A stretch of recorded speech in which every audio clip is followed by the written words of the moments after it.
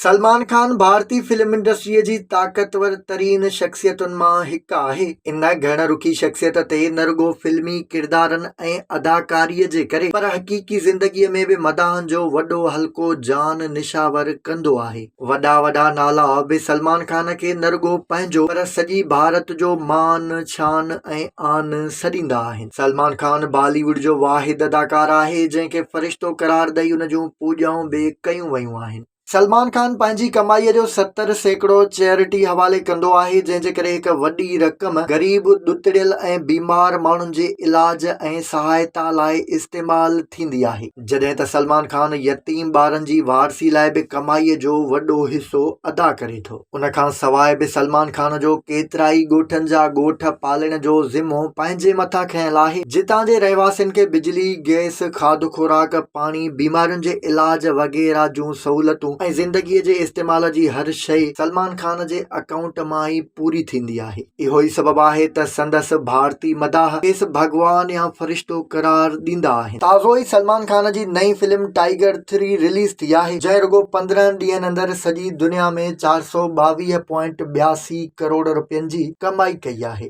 जॾहिं त दुनिया जी मुख़्तलिफ़ सिनेमाज़ ॿाहिरां अञा ताईं इहा फिल्म ॾिसण लाइ माण्हुनि जा साॻिया ई पहिरें ॾींहं जेतिरा हुजूम रहनि था। भारत में त माण्हू कतारुनि में बीही टिकेट वठनि था, जंहिं लाइ बि उन्हनि खे साॻिए ई ॾींहं जी टिकेट नथी मिले। पर इन मौक़े ते सलमान खान हिकु तमामु बहितरीन ॻाल्हि कई आहे, जंहिं ते संदसि साराह कई पई वञे। सलमान खान फिल्मुनि तोड़े पंहिंजे मदाहनि खे तंबीह कंदे चयो आहे त जेकॾहिं तव्हां वटि पघार मां पैसा बचनि था त पोइ ई फिल्म ॾिसण वञो, ॿी सूरत में तव्हां फिल्म न ॾिसो। हुन चयो आहे त जेतिरो मूंखे नालो कमाइणो हो, मशहूर थियणो हो, ओतिरो थी चुको आहियां। मुंहिंजे ज़हन में पैसनि जी लालच बि नाहे। अॼुकल्ह ॿारनि जा इम्तिहान हली रहिया आहिनि, उन करे उहे फिल्म ॾिसण बदिरां पंहिंजे इम्तिहाननि जी तयारी कनि। ॿारनि खे घुर्जे त पहिरियों स्कूल जो वक़्तु ऐं होमवर्क पूरो करे पोइ ई फिल्म लाइ टाइम कढनि। इन खां अॻु बि सलमान खान केतिरा ई भेरा पंहिंजूं फिल्मूं ॾिसंदड़नि खे इहो चई रोकींदो रहियो आहे त जेकॾहिं तव्हां वटि वाधारू पैसा